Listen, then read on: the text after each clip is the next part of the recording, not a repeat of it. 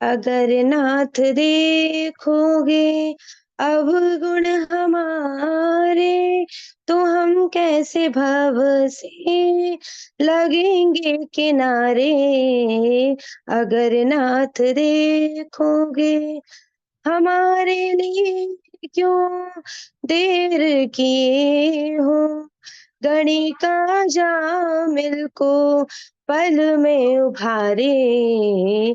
अगर ना देखोगे अब गुण हमारे, तो हम कैसे भव से लगेंगे किनारे। अगर नाथ देखोगे प्रभुवर इन प्राणों में, वरणीय तेज भर दो। ये ज्योति भरा जीवन जगमग जगमग कर दो।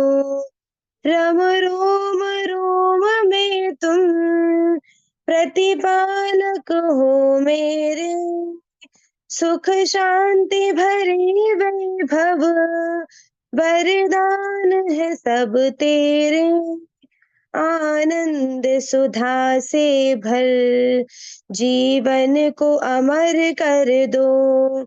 हे देव दयालु तुम बस इतनी दया कर दो।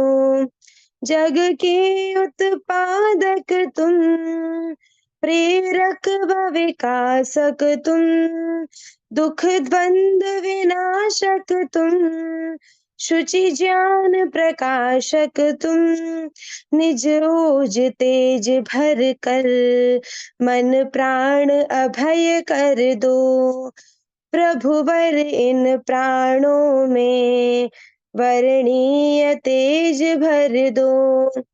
हम ध्यान धरे तेरा, श्रुति गान करे तेरा। हम प्रेम का अमृत ही नित पान करे तेरा। शुचि पुण्य सुकर्मों में ही बुद्धि विमल कर दो। शुचि पुण्य सुकर्मों में हे बुद्धि विमल कर दो।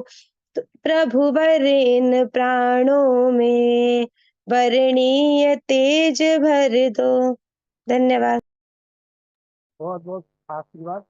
अनिल प्रकाश श्रीवास्तव जी के साथ ये बड़ी वाली बेटी है जो गुरुकुल में पढ़ती है। आइए बहन रुक्मणी जी।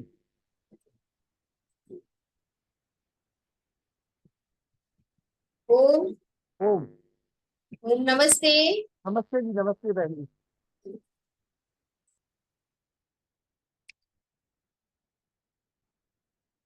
ओम विश्वानि देव सवितर्दुरितानि परासुव, यद् भद्रं कन्यासुव। तू सर्वेश सकल सुखदाता, शुद्ध स्वरूप विधाता है। उसके कष्ट नष्ट हो जाते, शरण तेरी जो आता है। सारे दुर्गुण दुर्व्यसनों से हमको नाथ बचा लीजिए। मंगलमय गुण कर्म पदार्थ प्रेम सिंधु हमको दीजिए। सभी को सादर प्रणाम। आज तृतीय दिवस की इस श्रृंखला में आइए ईश्वर भक्ति का भजन आप सबके समक्ष प्रस्तुत करते हैं। कि संसार में हम आए हैं तो हमारे आने का कोई उद्देश्य अवश्य है। इस उद्देश्य को पूरा करने के लिए जब हम परमात्मा की शरण में जब तक नहीं जाते तब तक हमारा कल्याण होने वाला नहीं। और ऋषि ने ईश्वर की तरफ मुड़ने का माध्यम वेदों का रास्ता बताया। उसी उपलक्ष्य में आइए एक छोटा सा भजन आप सबके समक्ष प्रस्तुत करते हैं। कि आया है जहां में शुभ कर्म कमा के जा, आया है जहां में शुभ कर्म कमा के जा। देख निराली दुनिया मत ना जीवन व्यर्थ गवा। आया है जहां में शुभ कर्म कमा के जा, देख निराली दुनिया मत ना जीवन व्यर्थ गवा। प्रातः सायं ओम को गाने, परम पिता से प्रीत लगाने। प्रातः सायं ओम को गाने, परम पिता से प्रीत लगा ले। जीवन में उपकार किया कर मत न पाप कमा, जीवन में उपकार किया कर मत ना पाप कमा। देख निराली दुनिया मत ना जीवन व्यर्थ गवा। आया है जहां में शुभ कर्म कमा के जा, देख निराली दुनिया मत ना जीवन व्यर्थ गवा। सहस्त्र करों से दान किया कर, अमृत बांट अमृत पिया कर। सहस्त्र करों से दान किया कर, अमृत बांट अमृत पिया कर। जीवन से जीवन बन जाए ऐसी ज्योति जगा, जीवन से जीवन बन जाए ऐसी ज्योति जगा। देख निराली दुनिया मत ना जीवन व्यर्थ गवा। आया है जहां में शुभ कर्म कमा के जा, देख निराली दुनिया मत ना जीवन व्यर्थ गवा। मननशील हो व्यक्ति कहावे, ऐसा वेद रहा बतलावे। मननशील जो व्यक्ति कहावे, ऐसा वेद रहा बतलावे। मनोरभव उच्चारण करके वेद रहा समझा, मनोरभव उच्चारण करके वेद रहा समझा। देख निराली दुनिया मत ना जीवन व्यर्थ गवा। आया है जहां में शुभ कर्म कमा के जा, देख निराली दुनिया मत ना जीवन व्यर्थ गवा। अमृतमयी है वेद की वाणी, राघव पढ़ कर देख ले प्राणी। अमृतमयी है वेद की वाणी, राघव पढ़ कर देख ले प्राणी। परम धर्म वेदों का पढ़ना मिथ्या नहीं जरा, परम धर्म वेदों का पढ़ना मिथ्या नहीं जरा। देख निराली दुनिया मत ना जीवन व्यर्थ गवा। आया है जहां में शुभ कर्म कमा के जा, देख निराली दुनिया मत ना जीवन व्यर्थ गवा। देख निराली दुनिया मत ना जीवन व्यर्थ गवा। सभी को सादर नमस्ते। बहुत सुंदर बहन रुक्मणी जी।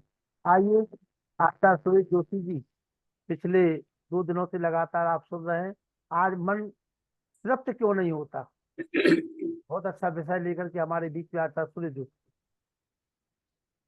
ओम ओम ओम। आइए एक बार हम सभी पावन महामंत्र गायत्री का पाठ करते हैं।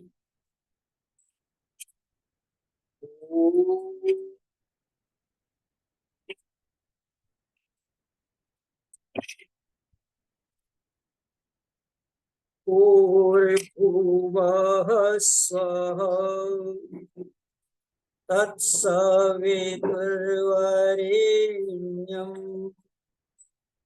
भर्गो देवस्य धीमहि धियो यो नः प्रचोदयात्। ॐ यतो यतः समीहसे ततो नो अभयं कुरु। शन्ना कुरु प्रजाभ्यो अभयं न पशुभ्यः अभयं न पशुभ्यः। ॐ शान्तिः शान्तिः शांति। सम्मानित धर्म प्रेमी सज्जनों, सादर अभिवादन, नमस्ते। आज का विषय है मन तृप्त क्यों नहीं होता। उसी विषय से संबंधित मंत्र मैंने आपके सामने वाचन किया है। यजुर्वेद अध्याय 36 मंत्र संख्या 12। इस मंत्र में एक ऐसे उपासक की परिचर्चा की है जिसका मन तृप्त है। एक सफल व्यक्ति के लक्षण हैं, उसके मन में 3 प्रकार की क्वालिटी होगी। नंबर 1 पवित्र मन, नंबर 2 शांत मन और नंबर 3 तृप्त मन। तो जब कोई व्यक्ति तृप्त हो जाता है तो उसकी वाणी कैसी होती है, तो ये मंत्र उसके बारे में हमें बता रहा है। ध्यान से सुने। ओम परमेश्वर का नाम। यतो यतः समीहसे, यतो यतः, हे परमेश्वर, जहां जहां भी आपकी समीह से रचना है, सृष्टि है, कार्य है, जहां जहां भी ब्रह्मांड के जिस कोने में भी आपका कार्य चल रहा है, ततो नो अभयं कुरु, आप उस स्थान से हमें अभयता प्रदान करें। अब परमात्मा तो सर्वव्यापक है, लेकिन यहाँ प्रार्थना जीवात्मा कर रहा है, इसलिए जीवात्मा कह रहा है सन्नः कुरु प्रजाभ्य, हमारी समस्त प्रजाओं के लिए आप कल्याणकारी होवें। अभयम न पशुभ्य, हमारे पशु भी निर्भय रहें। एक तृप्त मनुष्य की प्रार्थना है परमेश्वर से। परंतु हमारा विषय यह है कि इतना तृप्त चिंतन वेदों में होने के बाद भी आज का मानव अतृप्त ही क्यों है, उसके पीछे कारण क्या है, उन कारणों पर हमें क्रमशः चिंतन करते रहना है। मनुष्य का जन्म जब हुआ तो उस जन्म में ही उसके अंदर अतृप्तता थी। अगर वह पूर्ण हो गया होता तो उसे जन्म लेने की आवश्यकता ही नहीं पड़ती। जन्म लिया है इसका मतलब वह अतृप्त है, और उसको पूर्ण करने के लिए ही उसने मानव का शरीर धारण किया है। वह इस मानव शरीर में आया हुआ है। संसार में जो मनुष्य जब तृप्त हो जाता है उसी समय वह संसार का त्याग कर देता है। वहां पर उसके लिए आश्रम का बंधन नहीं रह जाता। जैसे महर्षि देवदयानंद सरस्वती, महात्मा बुद्ध, महावीर, आदि गुरु शंकराचार्य, ये उस समय में संसार को त्यागते हैं जिस समय आम मनुष्य को उठना बैठना और बोलना भी नहीं आता। ब्रह्मचर्य आश्रम के अंदर ही ये इतने तृप्त हो गए कि इनको गृहस्थ, वानप्रस्थ और संन्यास में जाने की आवश्यकता ही नहीं पड़ी।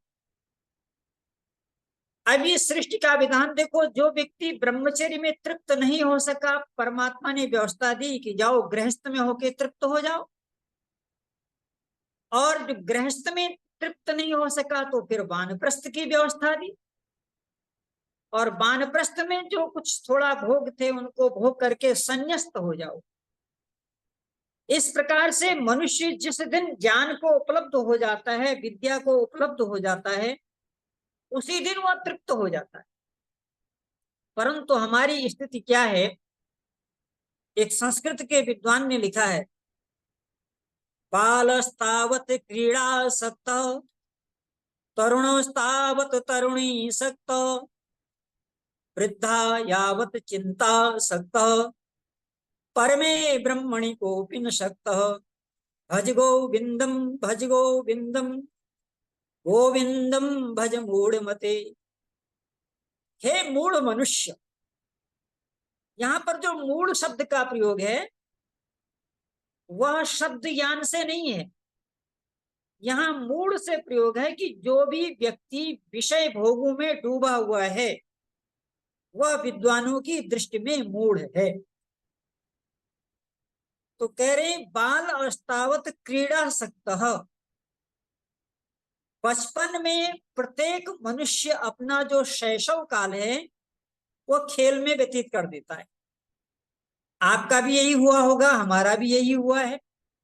जो भी सृष्टि में आएगा उसका जो बचपन है वो कहाँ बीतता है? खेल में बीतता है। लेकिन क्या वो तृप्त हो जाता है? नहीं। जैसे ही वह युवा अवस्था में प्रवेश करता है, अब उसको खेलने के लिए युवती चाहिए। बाल अवस्था में तो खेल कूद कर रहा था, लेकिन युवा अवस्था आते ही वह युवती के साथ अपने आप को तृप्त करने में लगा है, लेकिन यहां भी वह तृप्त नहीं हो पाता। क्यों? क्योंकि वृद्धा यावत चिंताशक्त, जैसे युवा अवस्था से वह वृद्धावस्था में जाता है तो उसे चिंताएं घेर लेती। अब हमारे सामने आदरणीय कालरा जी बैठे हैं, नरोला जी बैठे हैं, डॉक्टर साहब बैठे हैं, महाशय लखनलाल जी हैं, सभी लोग धीरे धीरे वृद्धावस्था की ओर जा रहे हैं। लेकिन यहाँ पर देखना एक अंतर है, आपकी जो वृद्धावस्था है वह चिंता से युक्त नहीं है, वह चिंतन से युक्त है। अगर कोई व्यक्ति चिंतन करता है तो वो वृद्ध अवस्था में भी युवा है। ये माना कि बुढ़ापा जिंदगी की एक रवानी है, अगर जिंदा दिली है तो बुढ़ापा भी जवानी है। तो जो चिंतनशील लोग होते हैं वो कभी भी वृद्ध नहीं होते। आपने देखा होगा जब समुद्र पार जाना था तो हनुमान वृद्ध हो गए थे, अंगद वृद्ध हो गए थे, लेकिन वहां एक वृद्ध था जामवंत, वो जवान हो गया। उस वृद्ध जामवंत ने हनुमान की जवानी को जागृत किया और कहा जठर भया बल रहा न वैसा, और हनुमान के बुढ़ापे को दूर करके हनुमान के अंदर तरुणाई लाई, और उस तरुणाई से हनुमान ने लंका को पार किया। लेकिन अधिकतर ये होता है कि बचपन में खेलों से व्यक्ति तृप्त नहीं हुआ, अतृप्त रहा। युवा अवस्था में युवती के साथ रहा, वहां भी अतृप्त रहा। वृद्धावस्था में चिंता आ गई, वहां भी अतृप्त रहा। अब आगे विद्वान कहता है परमे ब्रह्मणि कोपि न शक्त, मनुष्य ने अपनी शक्ति बाल्यावस्था में खेल में नष्ट कर दी, युवा अवस्था में तरुणी के साथ नष्ट कर दी, बुढ़ापे में थोड़ी शक्ति बची थी चिंता में नष्ट हो गई। अब यह मनुष्य ईश्वर का चिंतन कर ही नहीं सकता, इसलिए ये अतृप्त होकर के दुनिया में आया था और अतृप्त होके ही दुनिया को छोड़ रहा है। अब इस बात को आप एक सुंदर दृष्टांत के द्वारा समझेंगे।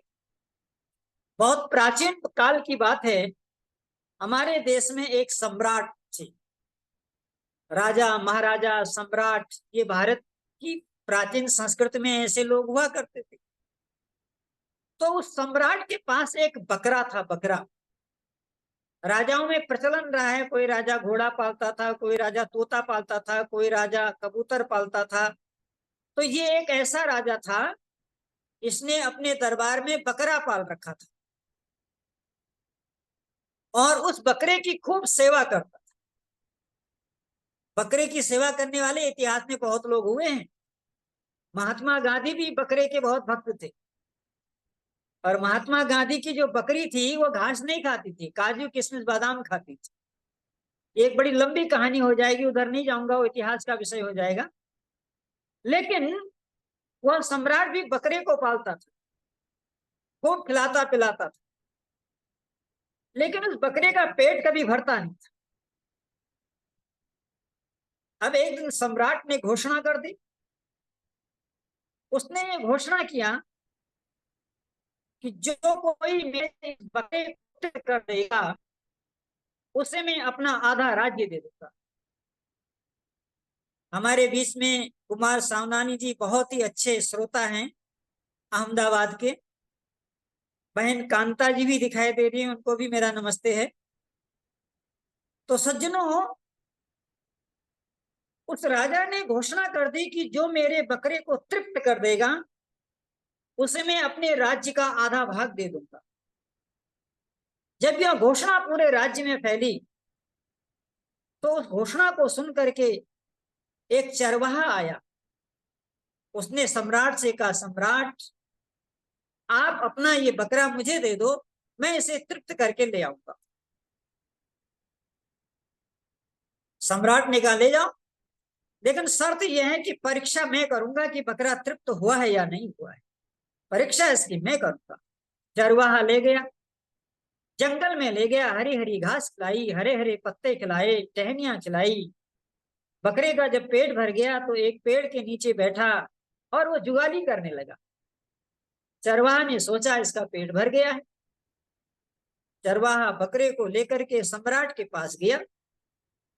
सम्राट, बकरे को ले आया हूं, पेट भर गया है, अब आधा राज्य मुझे दो। सम्राट ने कहा, हम आपको आधा राज्य देंगे, हमने वादा किया है, लेकिन पहले हम परीक्षा तो कर लें। कि परीक्षा कर लीजिए आप। तो सम्राट बकरे को अपने पास बुलाता है और उसने अपने पास में घास रखी थी और बकरे को ऐसे घास दिखाता है और बकरा लपक करके घास को खा लेता है। चरवाहा बड़ा हैरान, इसका तो पेट भर गया था, फिर इसने कैसे खाया। निराश होकर के चरवाहा लौट के चला गया। अब ये खबर पूरे राज्य में आग की तरह फैल गई, हवा की तरह फैल गई। सम्राट के पास एक ऐसा बकरा है जिसका कभी पेट भरता ही नहीं, और सम्राट ने घोषणा किया है अगर कोई इस बकरे के पेट को भर दे तो उसे हम अपना आधा राज्य दे देंगे। सज्जनों, इस बात को एक व्यक्ति ने सुना। उस व्यक्ति का नाम था खट्टर काका। ध्यान से सुनिएगा, कहानी के अंत में आपसे कुछ प्रश्न पूछे जाएंगे, उनका उत्तर आपको देना है, तभी इसके रहस्य को आप समझ पाएंगे। खट्टर काका बहुत विचारवान व्यक्ति थे, बहुत चिंतनशील व्यक्ति थे। उन्होंने कहा आखिर इस बकरे में क्या ऐसी बात है कि इसका पेट नहीं भरता, अवश्य ही ये कोई रहस्यमय बकरा है, चलो हम चलते हैं। खट्टर काका बड़े विवेकशील व्यक्ति थे। वो पहुंचे, उन्होंने कहा सम्राट मुझे आप बकरा दे दीजिए, मैं आपके बकरे को तृप्त करके ले आऊंगा। सम्राट ने कहा ले जाओ। अब खट्टर काका उस बकरे को लेके जंगल में गए जहां खूब हरी घास थी। जैसे ही बकरा हरी घास खाता था, खट्टर काका बकरे के मुंह पर छड़ी मारते थे। बच्चा पीछे हट जाता था बकरा। फिर थोड़ी देर के बाद बकरा फिर घास खाने जाता, खट्टर काका छड़ी फिर मार दे। बकरा थोड़ी देर शांत रहा, फिर वो घास खाने जाता, खट्टर काका ने छड़ी फिर मारी। इस तरह बकरा घास खाता था, खट्टर काका छड़ी मारते थे। छड़ी मारते मारते बकरे को ये आभास हो गया कि ये हरी घास ही मेरे मृत्यु का कारण है। अगर मुझे मृत्यु से बचना है तो इस हरी घास को छोड़ना पड़ेगा। शाम तक बकरा मार खाता रहा, घास भी नहीं खा पाया और बकरे का पेट भी अंदर हो गया। अब उस अंदर पेट वाले बकरे को लेकर के खट्टर काका पहुंचे सम्राट के पास। और सम्राट से कहा, सम्राट आपके बकरे को मैं तृप्त करके ले आया हूं, आधा राज्य मेरे नाम कर दो। सम्राट ने देखा बकरे का पेट अंदर धंस गया है।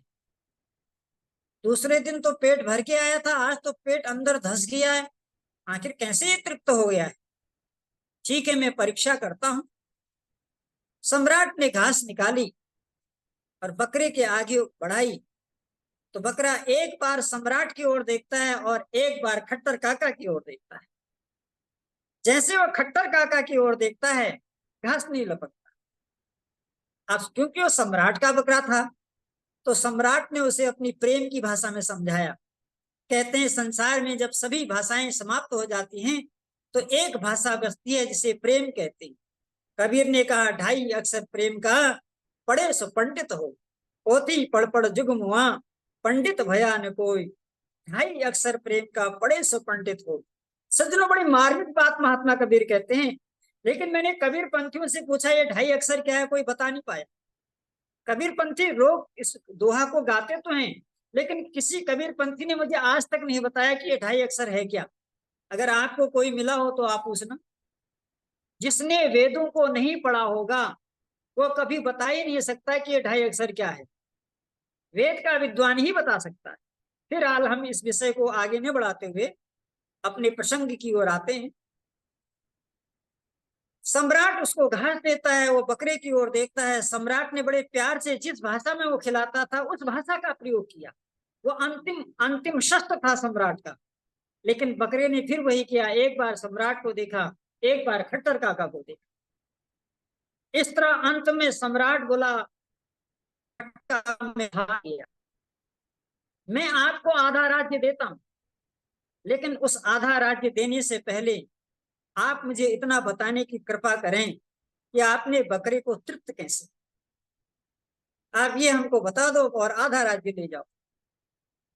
तब उसने कहा, महाराज जब जब यह बकरा घास खाता था तब तब मैं इसको छड़ी मारता,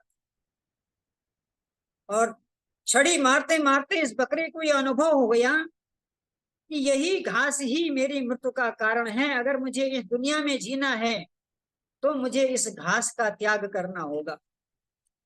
सज्जनों, अब हम इस कहानी के मूल बिंदु पर आते हैं। ये सम्राट कौन है? ये सम्राट है परमपिता परमात्मा। ईश्वर ही सम्राट है। और ये जो बकरा है ना, ये बकरा है मन। मन ही यह बकरा है। और सज्जनों, ये जो खट्टर काका है ना, ये खट्टर काका है जीवात्मा। और उसके बाद ये जो चरवाहा है, ये है इंद्रियां, आंख नाक कान, ये इंद्रियां हैं। और सज्जनों, ये जो विषय है ना, शब्द स्पर्श रूप रस गंध, यही घास है। अब खट्टर काका जब छड़ी मारता है सज्जनों, उस छड़ी का नाम है विवेक, उस छड़ी का नाम है संयम। इस संसार रूपी भोग वासनाओं में जो व्यक्ति डूबा है, अगर उसके पास विवेक की छड़ी नहीं है, अगर उसके पास संयम की छड़ी नहीं है, तो वह बकरा अतृप्त होकर के ही इस दुनिया से चला जाएगा। तब महात्मा भर्तहरि को कहना पड़ेगा, भोगा न भुक्ता वयमेव भुक्ता, तप्तो न तप्तम वयमेव तप्ता, कालो न यातो वयमेव यात, तृष्णा न जीर्णा वयमेव जीर्णा। क्या करें? भोगा न भुक्ता वयमेव भुक्ता। हम संसार के भोगों को भोगते भोगते थक गए, भोग खत्म नहीं हुए, भोगने वाला ही खत्म हो रहा। तपो न तप्तम वयमेव तप्तः। हम इस संसार में तप करने आए थे, परंतु हमने तप नहीं किया। आदि दैविक आदि भौतिक और दैविक संतापों ने ही हमको तप लिया। कालो न यातो वयमेव यात। हम इस संसार में काल को नष्ट करने के लिए आए थे, लेकिन काल ने हमें ही नष्ट कर दिया। तृष्णा न जीर्णा वयमेव जीर्णा।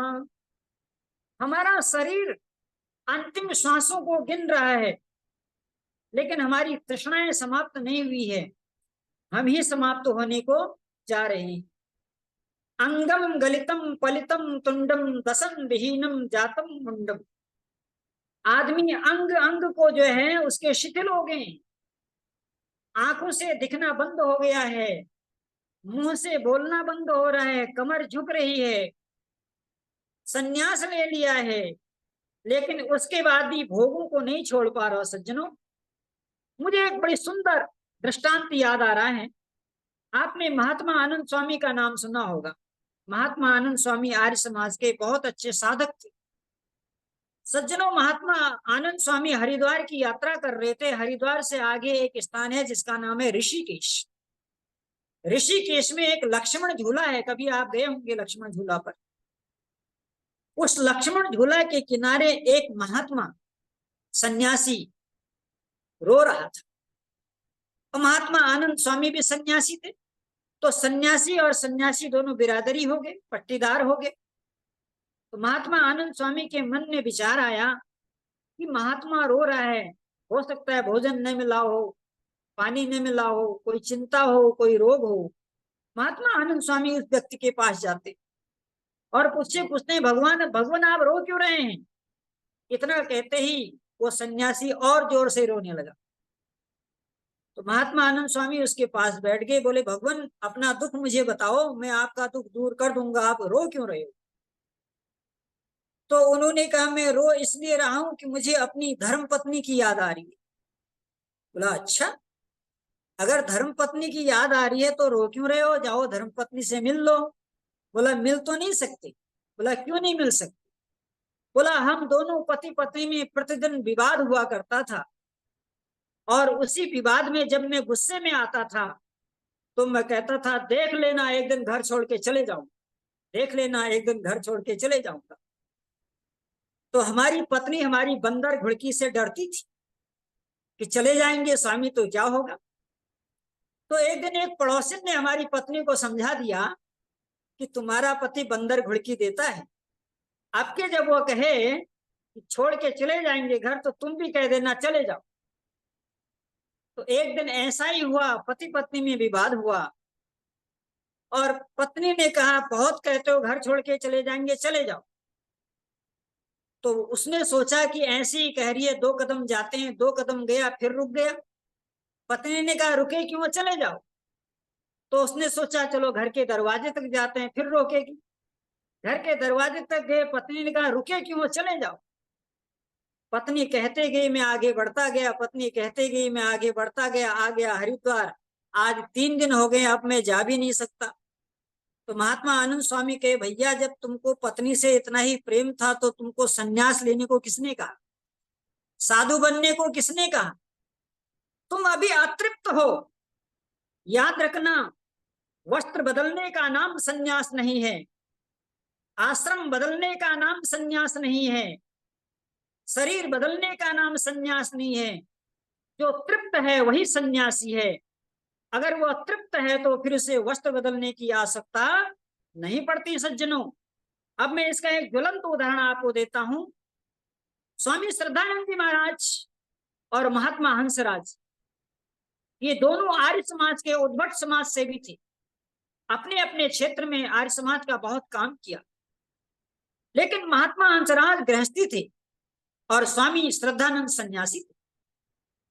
तो एक दिन किसी ने स्वामी श्रद्धानंद जी से कहा महाराज ये महात्मा हंसराज बड़े परोपकारी व्यक्ति हैं, क्यों नहीं इनसे सन्यास लेने को कहते हो? तो स्वामी श्रद्धानंद कहते हैं वो तो मुझसे बड़ा सन्यासी है, मैं उसको कैसे कहूं, वो तो पहले से सन्यासी है। जिसकी इंद्रियां तृप्त हैं, जिसने संसार के भोगों का सार समझ लिया है, वही वास्तव में इस संसार में जीने के योग्य है। सज्जनों, ये मन का गड्ढा बहुत बड़ा है। शरीर की भूख 2 रोटी खाने से बंद हो सकती है, लेकिन मन की भूख बड़ी नहीं है। मन की तृष्णा बहुत ही उच्च कोटि की है। इसलिए जब तक आप खट्टर काका बन करके विवेक की छड़ी का प्रयोग नहीं करेंगे, संयम की छड़ी का प्रयोग नहीं करेंगे तब तक यह मन अतृप्त ही रहेगा, ये कभी तृप्त नहीं हो सकता। इसलिए एक नीतिकार ने लिखा है, धैर्य यस्य पिता क्षमा च जननी शांति शिशिरगेहिनी सत्यम पुत्रम दया च भगनी भ्राता मन संयम शय्या भूमितले तिसोऽपि वशनम ज्ञानामृतं भोजनम येते यस्य कुटुम्बिनः कस्मात् भयं योगिनः। अब इसके अर्थ पर चिंतन करते हैं। क्या कहते हैं कि कौन व्यक्ति है जो तृप्त होकर संसार से जाता है? कहते हैं धैर्य यस्य पिता, जिसका पिता धैर्य है।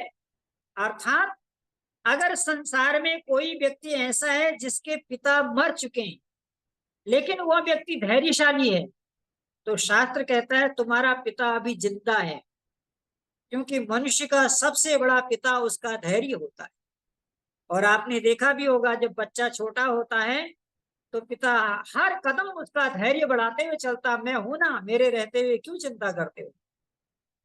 तो धैर्य यस्य पिता क्षमा च जननी, क्षमा जिसकी माता है, धैर्य जिसका पिता है, क्षमा जिसकी माता है, सत्यम पुत्र, सत्य ही जिसका पुत्र है, दया च भगनी, दया ही जिसकी बहन है, भ्राता संयम, जो व्यक्ति संयम करता है उसका भाई हमेशा उसके पास रहता है। दिशोऽपि वसनम सय्या भूमि तले, धरते ही जिस व्यक्ति का बिछोना है, दिशाएं जिसके वस्त्र हैं, ज्ञानामृतम भोजनम, ज्ञान ही जिसका भोजन है, किएते यस्य कुटुम्बिनः, जिस व्यक्ति का इतना बड़ा परिवार है वह व्यक्ति हमेशा तृप्त रहता है और उसे कभी किसी का भय नहीं होता है। सज्जनों, किसी कवि ने लिखा है, नरक में कोई पाठशाला नहीं होती, नरक में कोई पाठशाला नहीं होती, हर माँ की बेटी चंदन वाला नहीं होती, गधे के भाग्य में शिकंजी नहीं होती, गधे के भाग्य में शिकंजी नहीं होती, माताएं सिर से गंजी नहीं होती, साधु का मन कभी काला नहीं होता, साधु का मन कभी काला नहीं होता, बकवासी के मुख पर कभी ताला नहीं होता, बकवासी के मुख पर कभी ताला नहीं होता, हर व्यक्ति दिगंबर नहीं होता, हर व्यक्ति दिगंबर नहीं होता, और लोभी मन का कभी अंत नहीं। इसलिए वेद ने कहा, मां गृधः कस्य सिद्धनम, हे मनुष्य, बड़ा उत्तम अर्थ है। लोग इसका अर्थ करते हैं, हे मनुष्य किसी के धन का लालच न कर, लेकिन मैं इसका अर्थ करता हूं, आपको आनंद आ जाएगा कि हे मनुष्य किसी के धन का लालच न कर, लेकिन अपने धन का भी लालच न कर। दूसरे का धन तो ठीक है, बहुत लोग ऐसे होते हैं, बहुत लोग बहुत विद्वान होते हैं, बहुत धर्मात्मा लोग होते हैं, दूसरे के धन का लालच नहीं करते, लेकिन अपने धन पर तो नाग बन के बैठे रहते हैं। तो कह रहे दूसरे का धन का लालच न कर, ये निम्न कोटि का विचार है, लेकिन अपने धन का भी लालच न करे, ये उत्तम कोटि का विचार। मेरा मुझ में कुछ नहीं, जो कुछ है सो तोरा तुझको सौपन में क्या लागत है मोर। जब ऐसा भाव मनुष्य के अंदर आ जाता है तब उसका मन तृप्त होता है। और मैं आपको बताना चाहता हूं, शरीर शैतान नहीं है, शैतान मन है। शरीर तो मन का गुलाम है, आंख वही देखना चाहती है जो मन चाहता है, कान वही सुनना चाहता है जो मन चाहता है, नासिका वही सूंघना चाहती है जो मन चाहता है, त्वचा वही स्पर्श करना चाहती है जो मन चाहता है। शरीर अपने आप में कुछ भी नहीं है, वो मन के आधार पर चलने वाला है। सारा खेल इस मन का है। इसलिए मन को तृप्त वही व्यक्ति कर सकता है जो विवेक और संयम की छड़ी को लेके साथ में चलता है। अब विवेक क्या है सज्जनों? तो शास्त्रकार कहते हैं नित्यानित्य वस्तु विवेक कि संसार में नित्य क्या है और अनित्य क्या है, इसका नाम विवेक है। और यह विवेक कैसे करेंगे आप? मान लिया मैं आपसे कहता हूं कि इस मनुष्य शरीर में नित्य और अनित्य का विवेक कीजिए। शरीर मेरे पास है, आपका शरीर आपके पास है, मेरा शरीर मेरे पास है। अब शास्त्र कहता है नित्यानित्य वस्तु विवेक, कि नित्य और अनित्य वस्तु का विवेक करो, तब तुम यथार्थ ज्ञान को प्राप्त होगे। अन्यथा मिथ्या ज्ञान होगा, संशयात्मक ज्ञान होगा, भ्रमात्मक ज्ञान होगा, तत्व ज्ञान नहीं होगा। तो आए विचार करते हैं, ये जो मेरा शरीर है ये नित्य है या अनित्य है? ये अनित्य है। इस शरीर में रहने वाली जो आत्मा है ये नित्य है या अनित्य है? ये नित्य है। शरीर भी अनित्य है, मन भी अनित्य है, बुद्धि भी अनित्य है। इन अनित्यों के बीच में जो नित्य है वो आत्मा है। तो इसलिए प्रत्येक क्षण मनुष्य को शरीर और आत्मा के बारे में चिंतन करते रहना चाहिए। उदाहरण के लिए शरीर मरता है, आत्मा नहीं मरती। शरीर का जन्म होता है, आत्मा का जन्म नहीं होता। शरीर जड़ पदार्थ है, आत्मा चेतन पदार्थ है। इस तरह से जब आप संध्या में बैठ करके अपना आत्मनिरीक्षण करेंगे, साक्षी भाव से रखेंगे, तब आपके अंदर विवेक आएगा। दूसरा विवेक क्या है? जड़ और चेतन का विवेक। संसार में जड़ पदार्थ क्या है और चेतन पदार्थ क्या है, सत्य क्या है और असत्य है। आपको मालूम है इस दुनिया में सबसे ज्यादा झूठ कौन बोलता है? बता सकते हैं आप? हंसी आएगी आपको जब बताऊंगा। इस दुनिया में सबसे ज्यादा झूठ बोलता है मंदिर का पुजारी। आप समझ रहे होंगे आप थोड़ा थोड़ा। सबसे बड़ा झूठ बोलता है। इंसान के बनाए हुए मूर्ति को भगवान कहता है, और इस झूठ को बोल करके उसने बिल्डिंगें खड़ी कर ली, कारें खड़ी कर ली, और इस झूठ में साथ देने वाले लोग भी झूठे हैं, क्योंकि झूठे व्यक्ति का कहना झूठा ही व्यक्ति मानता है। पुजारी भी झूठ, भक्त भी झूठ, सब झूठ ही झूठ वहां खड़े रहते हैं, तब उनका व्यापार चलता है। जो परमात्मा आंखों से नहीं दिखाई देता, जो परमात्मा बिना कान के सुनता, बिना नाक के सुनता, बिना पांव के चलता, बिन पग चले सुने, बिन काना, बिन कर कर्म करे विधि नाना, बिन वाणी बकता बड़ जोगी, आनंद रहित सकल रस होगी।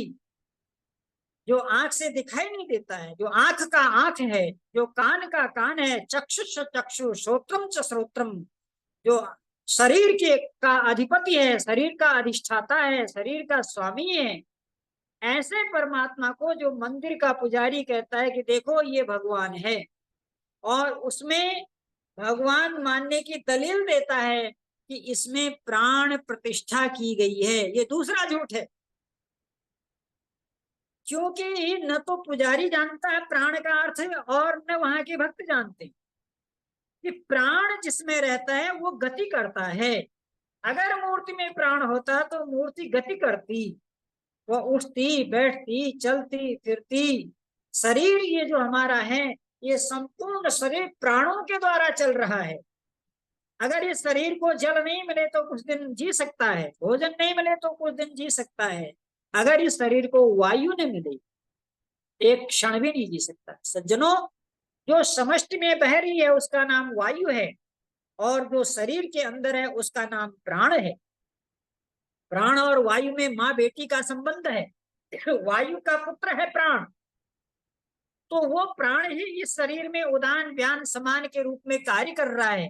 अगर मूर्ति के अंदर भी वह प्राण होता तो मूर्ति भी उसी तरह से कार्य करती। इसलिए कवि ने कहा, बड़े नादान हैं वो जन जो गढ़ते आपकी मूरत, खिलाया विश्व को जिसने उसे कैसे खिलाऊं मैं, अजब हैरान हूँ भगवन तुम्हें कैसे रिझाऊं मैं।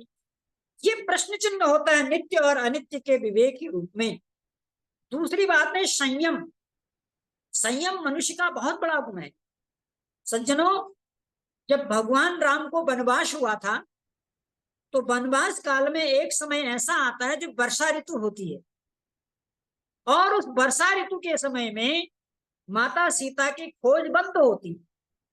जब माता सीता की खोज बंद होती है तो भगवान राम लक्ष्मण को लेकर के पंपापुर सरोवर की यात्रा करते।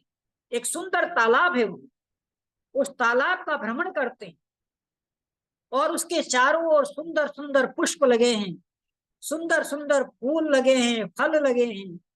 उसको देख करके भगवान राम लक्ष्मण से एक प्रश्न करते। ध्यान से सुनना उस प्रश्न को। पत्रम दृष्ट्वा फलम दृष्ट्वा दृष्ट्वा योषितयो वनम। हे लक्ष्मण, यह बताओ इस संसार में कौन ऐसा व्यक्ति है जिसका मन फूलों को देख करके प्रभावित नहीं होता, जिसका मन नवयुवतियों को देख करके आकर्षित नहीं होता, प्रकृति के सौंदर्य को देख करके जिस व्यक्ति का मन आकर्षित नहीं होता। हे लक्ष्मण, तुम क्या बता सकते हो ऐसा कोई आत्मा है इस दुनिया के अंदर? लक्ष्मण बड़ा सुंदर उत्तर देते। वो कहते हैं, पिता यस्य जितेंद्रिय माता यस्य पतिव्रता तस्य सुनरोत्पन्नस्य न चलते मनः। हे भ्राता, जिसकी माता पति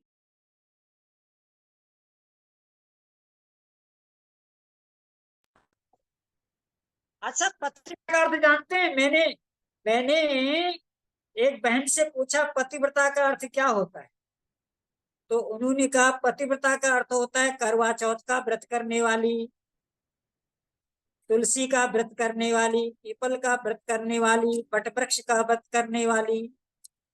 सज्जनों, यही अर्थ दुनिया समझती है। पतिव्रता का अर्थ होता है व्रत। पति के जीवन का व्रत ही जिसका अपना व्रत है वो है पतिव्रता। तो जिसकी माता पतिव्रता हो, और आगे कमाल की बात कहते हैं, पिता यस्य जितेंद्रिय।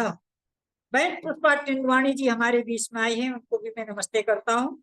बहुत अच्छे नियमित श्रोता है आर्य समाज अहमदाबाद की।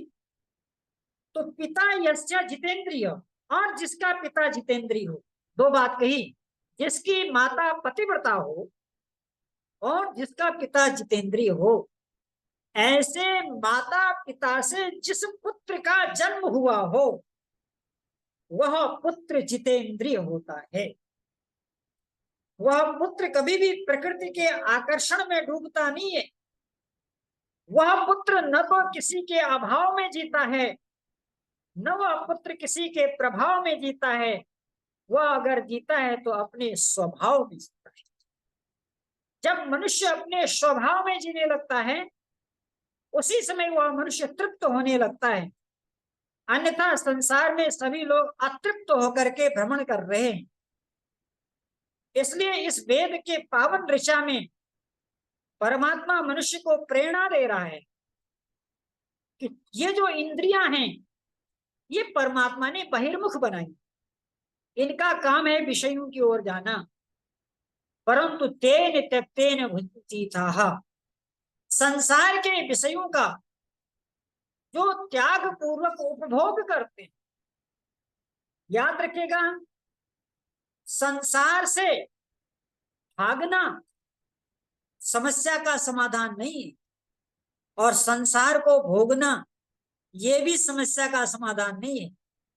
न तो संसार से भागना है, न तो संसार को भोगना है, संसार को में रह करके जागना है। वेद में ऋचा आती है, यो जागारा तम ऋचाम कामयन्ते। परमात्मा उन्हीं को अपना ज्ञान देता है जो जीवन में जागृत रहते हैं, जो आलस्य से दूर हैं, प्रमाद से दूर हैं। प्रमादो वै मृत्युर्भवति। प्रमाद मनुष्य के जीवन में मृत्यु का काम करता है।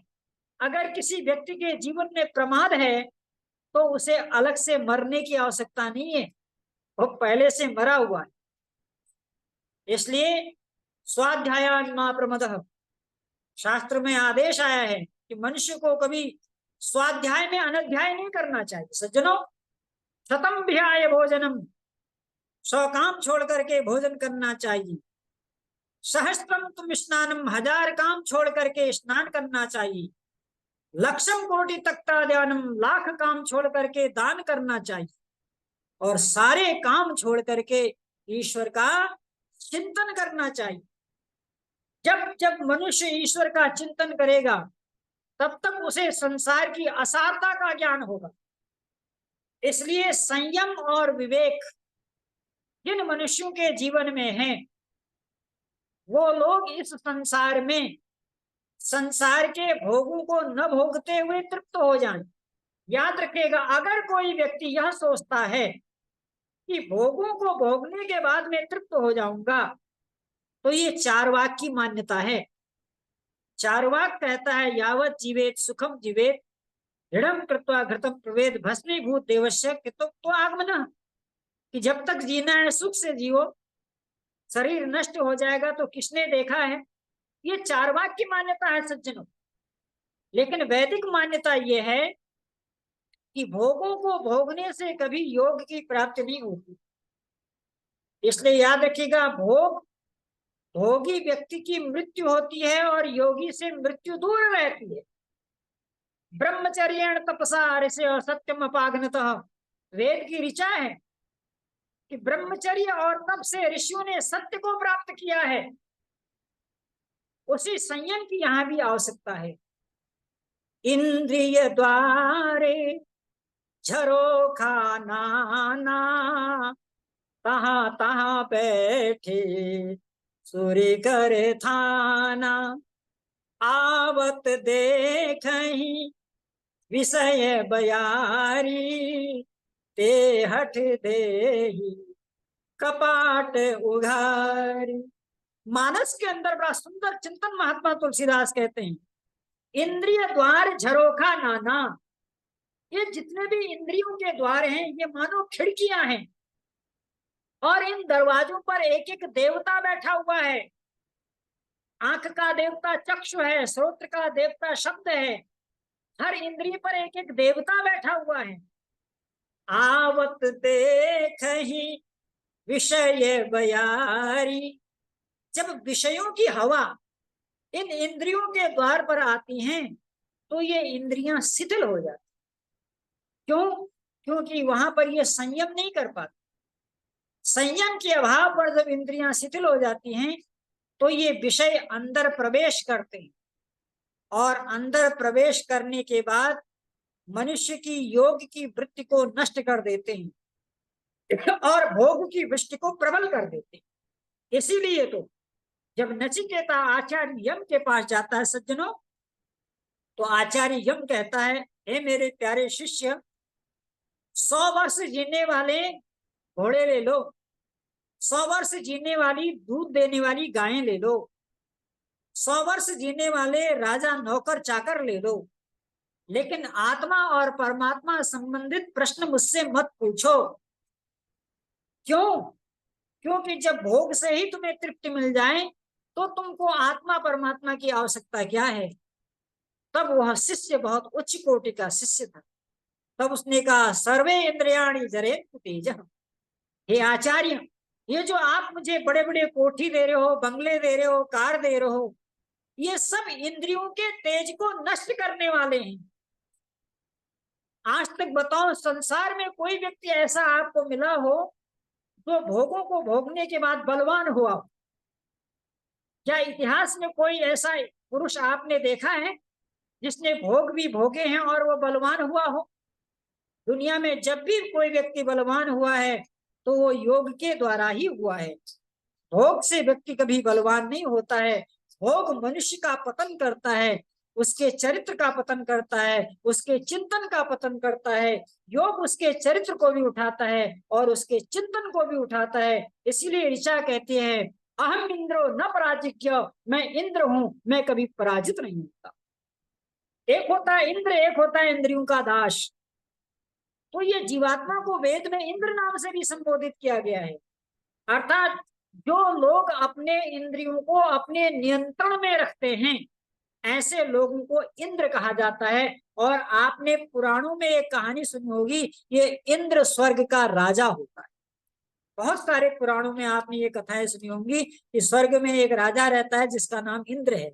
सज्जनों, बात सही है, लेकिन उसको समझने की आवश्यकता है।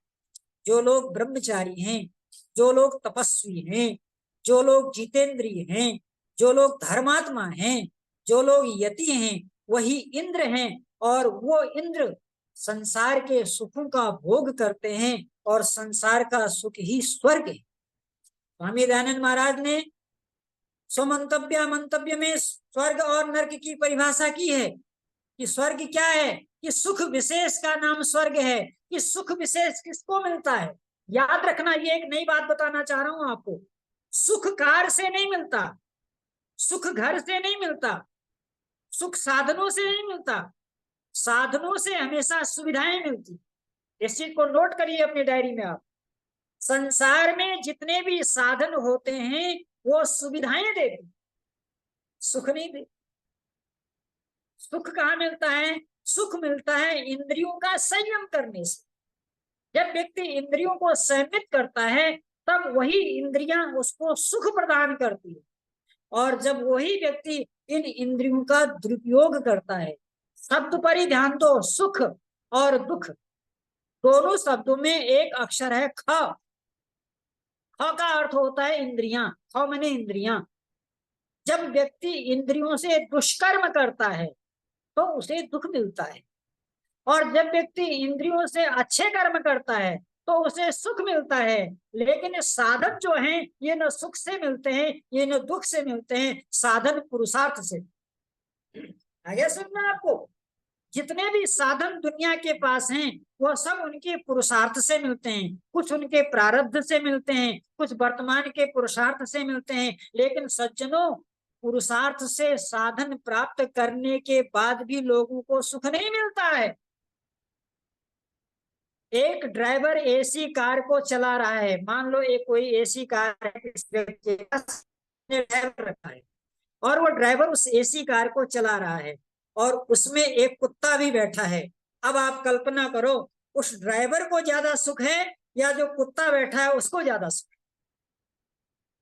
जब आप चिंतन करेंगे आपको पता लगेगा कि उस कुत्ते को सुख है, ड्राइवर को सुख नहीं है। क्यों? क्योंकि ड्राइवर का ध्यान उस एसी पंखे पर नहीं है। ड्राइवर का ध्यान है कि मुझे कितना वेतन मिलना है। वो कितना ही सुख सुविधाओं में गाड़ी चला रहा हो, लेकिन उसका ध्यान उस पैसे पर है। लेकिन कुत्ते का ध्यान उस पर नहीं है, क्योंकि कुत्ते को कर्म करने की स्वतंत्रता नहीं है। कुत्ता भोग करता है, अपने पूर्व कर्माशय से वह भोग मात्र करता है। तो इसलिए साधनों का उपयोग वो व्यक्ति भी कर सकता है जिसका भोग प्रबल हो, लेकिन सुख उस व्यक्ति को प्राप्त होगा जिसका योग प्रबल होगा। और जब योग प्रबल होगा तब उसकी इंद्रियां उसके पास आ जाएंगी। इसलिए वह सम्राट परमात्मा कहता है, जो कहानी मैंने सुनाई थी, फिर आपको उसी के मोड़ पर ले जाके विराम की ओर ले जा रहा हूं। वो जो सम्राट है वो सम्राट परमात्मा है। वो सम्राट परमात्मा खट्टर काका जो जीवात्मा है उससे कहता है कि ये जो तुम्हारा मन रूपी बकरा है, जब ये विषय भोगों में जाए तो जैसे ही यह विषय भोगों में जाए तो इसको विवेक की छड़ी लगाओ, इसको संयम की छड़ी लगाओ। जब संयम और विवेक की छड़ी इसको लग जाएगी तब ये भोगों से उपराम होने लगेगा। और जब ये भोगों से उपराम होगा तब इसकी चित्त की वृत्तियां अंतर्मुखी हो जाएंगी। जो चित्त की वृत्तियां इनकी बाहर की ओर जा रही थी वो अंतर्मुखी हो जाएंगी। मुझको कहाँ ढूंढे रे बंदे, मैं तो तेरे पास, मिटा ले मैल अरे नादान, मिले मन मंदिर में भगवान, मिटा ले मैल अरे नादान, मिले मन मंदिर में भग, कस्तूरी मृग की नाभि में, मूरख ढूंढत बन झाड़ी में, कस्तूरी मृग की नाभि में, मूरख ढूंढत बन झाड़, भटक भटक निज देता प्राण, मिटा ले मैल अरे नादान, मिले मन मंदिर में। अंतिम बात बड़ी बहुत ही मौके की वो कह रहा है क्या कि तज ज्ञान शुद्ध कर निज मन, तज ज्ञान शुद्ध कर निज मन, निश्चय हो प्रकाश प्रभु दर्शन, तज ज्ञान शुद्ध कर निज मन, निश्चय हो प्रकाश प्रभु दर्शन, पावे तू आनंद महान, मिटा ले मैल अरे नादान, मिले मन मंदिर में भगवान। तो आओ विवेक और संयम की छड़ी को लेकर के अपने मन को नियंत्रण करें। निश्चित है आपको तृप्ति होगी, और जब आपको तृप्ति होगी तब आपका मन पवित्र होगा, जब आपका मन पवित्र होगा तब आपका मन शांत हो जाएगा। और जिसका मन तृप्त है, जिसका मन पवित्र है, जिसका मन शांत है, संसार में उससे बड़ा भाग्यशाली कोई नहीं है, और उनमें से आपका भी नाम है। इन विचारों को आपने सुना, बहुत बहुत धन्यवाद। इत्योपशम। बहुत बहुत आभार आचार्य सुनील जोशी जी। और पिछले कई दिनों के बाद आज 52 की संख्या इस पटल पर देखने को मिली है, और इसके पीछे जो आपका पुरुषार्थ है। आइए हमारे उत्तर प्रदेश के यशस्वी मुख्यमंत्री योगी जी के कार्यालय में कार्यरत सम्मानी अर्जित प्रकाश जी वीडियो साहब विराजमान है आज। आइए, स्वागत है आपका। योगी जी की शक्ति। धन्यवाद लखनलाल जी। सर्वप्रथम तो आचार्य जी को मेरा सादर नमस्कार, और इस श्रृंखला में जुड़े हुए जितने भी हमारे श्रेष्ठ जन हैं, सभी सभी को मेरा नमस्कार। और आज मेरा ये पहला दिन है जिसमें जुड़ पाया हूँ, क्योंकि थोड़ी सी कार्य की व्यस्तता की वजह से नहीं जुड़ पाता। लेकिन आप लखन जी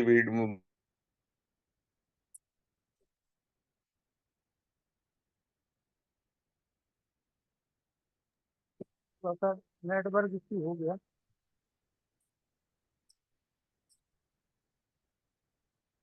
बहुत सारे प्रश्न थे। अब इस समय ऐसा लग रहा है कि सभी प्रश्नों के उत्तर मुझे प्राप्त हो गए हैं, और मैं संयम और विवेक के माध्यम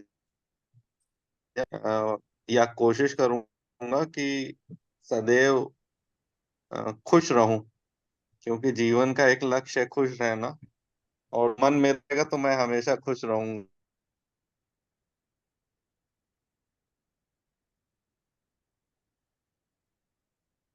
जी वीडियो साहब, थोड़ा सा नेटवर्क इशू हो रहा है। और मैं बता दूं आपको, हमारे खंड विकास अधिकारी है इस समय मुख्यमंत्री कार्यालय में, आप उनका जो पोर्टल है उसको देख रहे हैं। लखनऊ में आप तैनात हैं। जी अर्जित जी, आवाज कट रही थी आपकी। अच्छा अच्छा अच्छा। हाँ, आवाज कट रही थी जो है। जी जी। हम्म। बस आप सभी को, आचार्य जी को और आप सभी को बहुत बहुत धन्यवाद मैं देना चाहूंगा। और जैसा कि मैंने बताया कि जो आचार्य जी ने जैसा कहा कि संयम और विवेक के माध्यम से जो हमारा मन तृप्त नहीं होता उसे हम तृप्त कर सकते हैं, मन को साध सकते हैं। तो यही मैं बता रहा था कि मन में ये जब इसका जब विषय शुरू हुआ, मन तृप्त क्यों नहीं होता, तो मन में बहुत सारे मेरे सवाल थे। क्योंकि हम लोग जो है सेवा में रहते हैं, तो बहुत सारी चीजें सामने आती रहती हैं, और लगता है कि अंदर से खुश नहीं है, लेकिन ये सोच है कि हम मन को इस प्रकार से तृप्त कर सकते हैं। जवाब हमारे ही पास था, लेकिन उसको आचार्य जी के माध्यम से सुन करके जीवन को हम अपने अच्छा बना पाएंगे और हमेशा खुश रह पाएंगे। इन्हीं शब्दों के साथ मैं बहुत बहुत धन्यवाद एक बार फिर आचार्य जी को देता हूँ और हमारे सभी श्रेष्ठ जन, हमारी माता बहनों को देता हूँ कि आप सबके सानिध्य से मुझे ये ज्ञान की प्राप्ति हो रही है। बहुत धन्यवाद। बहुत बहुत आभार सम्मानित अर्जित प्रकाश जी। इसी प्रकार से आगे भी आप सुनते रहे आचार्य जी को। पुष्पा टंडवानी जी गुजरात से जुड़ी है आचार्य जी के कहने से। पुष्पा जी, कुमार सावनी जी, पुष्पा जी माइक खोल लीजिए। कुमार जी माइक खोल लीजिए। हाँ बहन पुष्पा जी बोलिए, आपको आमंत्रित किया जा रहा है। पुष्पा जी, पुष्पा जी माइक खोल लीजिए अपना। हमारी बहन पुष्पा टिंडवानी जी अध्यापिका भी रही हैं, बहुत अच्छी अध्यापिका रही हैं, विद्यालय चलाती थी। चलिए पुष्पा जी जब तक माइक खोलती है, हमारे कुमार सावनी जी। हाँ जी, नमस्ते। नमस्ते। नमस्ते आचार्य जी। जी नमस्ते। हाँ जी, जैसे बुद्धि से निर्णय किया जाता है, आंख से देखा जाता है, कान से सुना जाता है, तो ऐसे जीवात्मा मन के द्वारा क्या विचार उत्पन्न करता है या उससे विचार उत्पन्न होते हैं मन से? बहुत बहुत अच्छा प्रश्न है। देखिए, मन से कभी विचार उत्पन्न नहीं होते हैं, क्योंकि मन एक जड़ पदार्थ है। आत्मा के अंदर जो 6 गुण है ना, उसमें जो पहले 2 गुण है इच्छा और प्रयत्न। तो सबसे पहले जीवात्मा इच्छा करता है और इच्छा के बाद वो प्रयत्न करता है, और इन दोनों के लिए वो मन को माध्यम बनाता है, और मन से इंद्रियों के द्वारा फिर उन इच्छित वस्तुओं की प्राप्ति करता है। तो मतलब मन के द्वारा वो प्रयत्न करता है। जी प्रयत्न जी तो उसका स्वाभाविक गुण है जीवात्मा का। हाँ, स्वाभाविक गुण है, लेकिन वो जीवात्मा निराकार है ना जी। निराकार होने से वह सीधे वस्तुओं से संबंध नहीं रख सकता है, उसको कोई माध्यम चाहिए।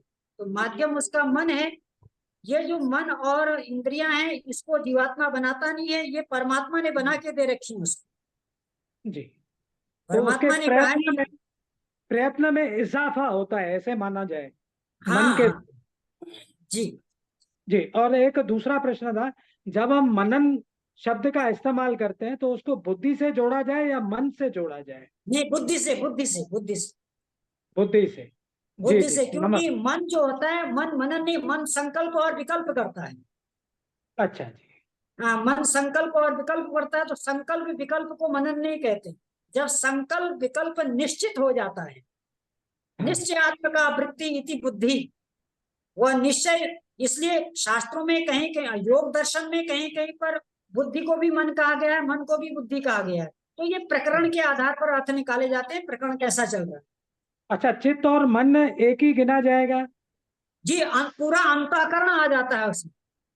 मन बुद्धि चित्त अहंकार, पूरा अंतःकरण आता है। अच्छा अच्छा। और जब हम कहते हैं जो मन में आए कर, जो दिल में आए कर, तो क्या मन और दिल समानार्थी है, एक ही नहीं नहीं वस्तु नहीं को? नहीं नहीं नहीं नहीं नहीं। दिल जो आपस जो प्रयोग होता है, ये हृदय से, हृदय का एक पार्ट है। जी। और मन जो है वो सूक्ष्म तत्व है। अंतःकरण का एक भाग गिना जाएगा। जी जी जी जी जी जी। नमस्ते, बहुत बहुत धन्यवाद जी आचार्य जी। पुष्पा टंडवानी जी। जी जी। हेलो। हाँ बोलिए। हेलो। हाँ हाँ बोलिए पुष्पा जी। हाँ जी। हाँ, नमस्ते आचार्य जी।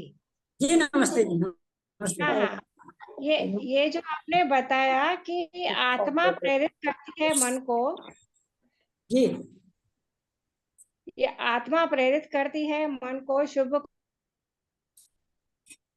कर्म अशुभ कर्म करने में, अच्छा या बुरा करने में। तो ये आत्मा उनको कैसे प्रेरित करती है कि हम अच्छा करें या बुरा? ये हमारे अगले जन्मों के कर्मों के हिसाब से करती है या फिर हमारे आत्मा के जो गुण कर्म स्वभाव है उसके हिसाब से करती है? बहुत अच्छा प्रश्न है। महर्षि पतंजलि ने इसका उत्तर दिया है, दृष्ट जन्म वेदनीय, अदृष्ट जन्म वेदनीय। यानी इस जन्म का भी होता है और पूर्व जन्म का भी होता है,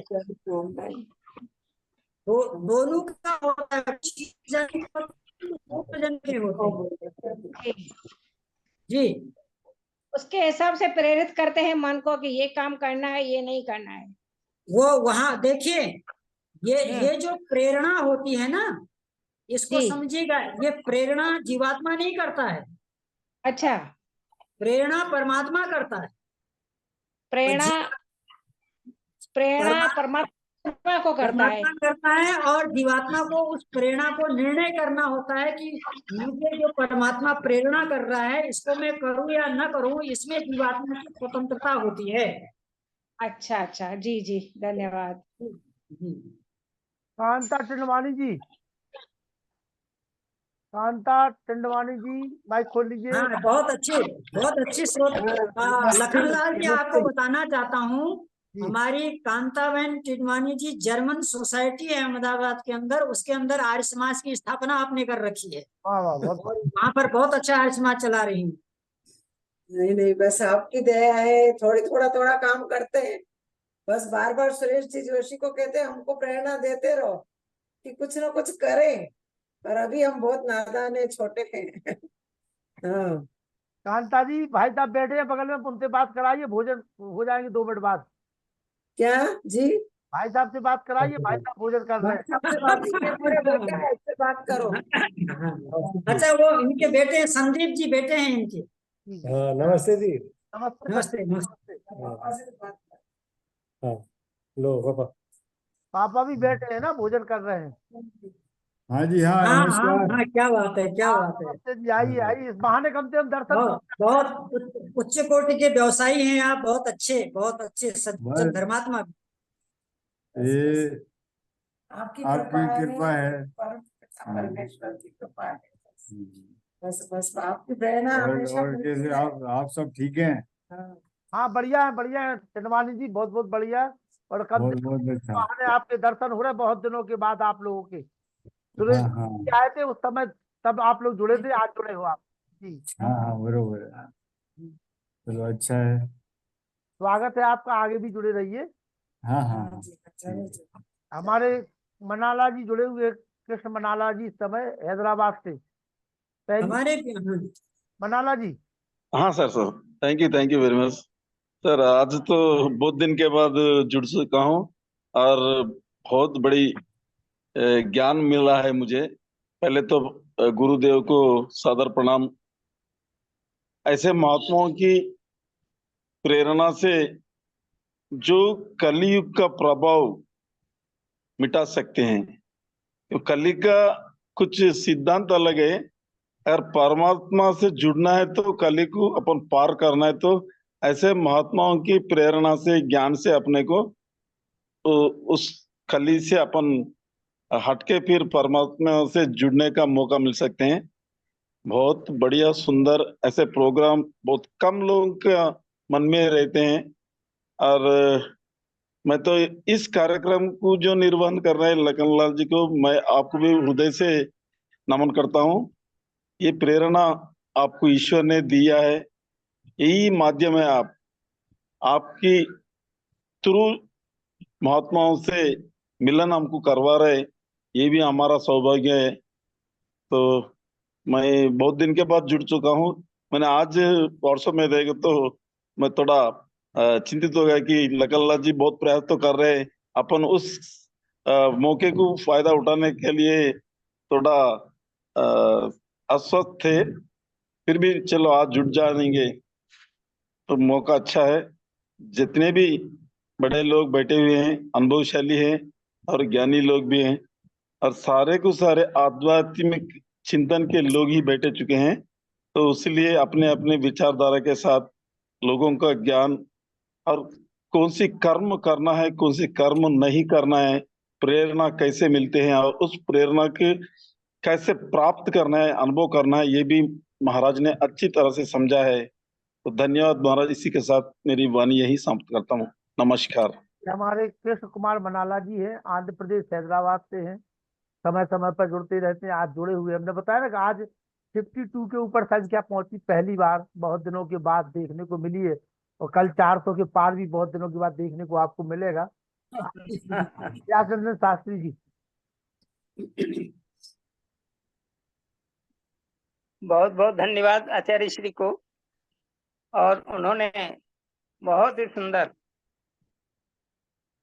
मन और मनोविज्ञान के विषय को लेकर के, वेदों में जो मनोविज्ञान का विषय चल रहा है और है, उसको बड़े ही तार्किक ढंग से और बड़े ही मनोयोग पूर्वक उदाहरणों के साथ आख्यानों प्रत्याख्यानों के साथ हम लोग के बीच रख रहे हैं।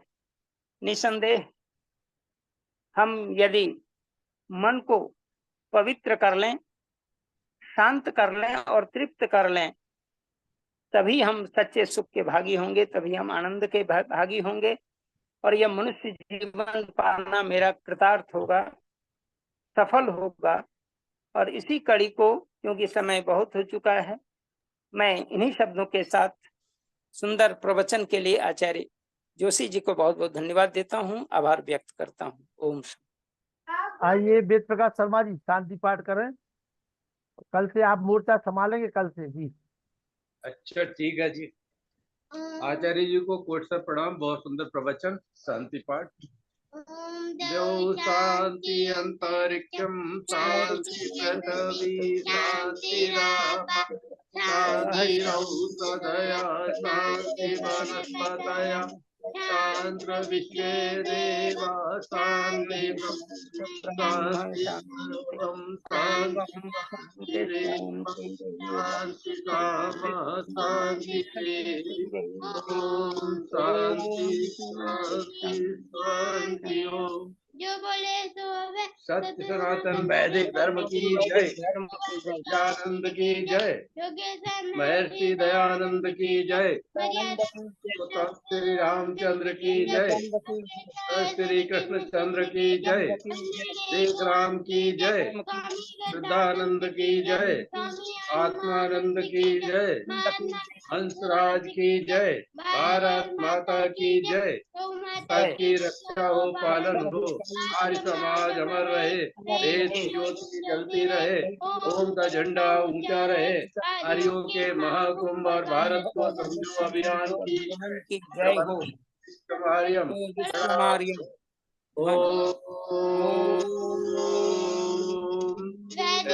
अभिवादन सबको नमस्ते जी। के माइक खोल दिए गए हैं, सभी लोग आचार्य जी से नमस्ते कर लीजिए।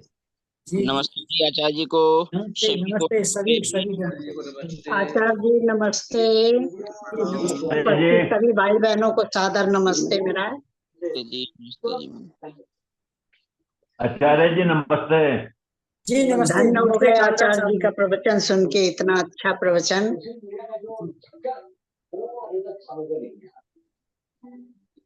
नमस्ते आचार्य जी। नमस्ते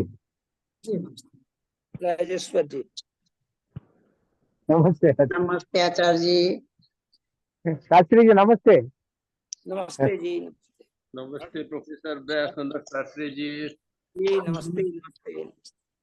7 बजे शुरू हुई है मेरे ख्याल। डॉक्टर व्यासचंद्र शास्त्री नमस्ते। नमस्ते नमस्ते, बहुत बहुत धन्यवाद। बहुत बहुत नमस्ते, सादर नमस्ते। छत्तीस को लेना देना तो नहीं। आचार्य जोशी जी को सादर नमस्ते। लगे हुई बागे से ये तो सब पता है कहाँ उन्हें।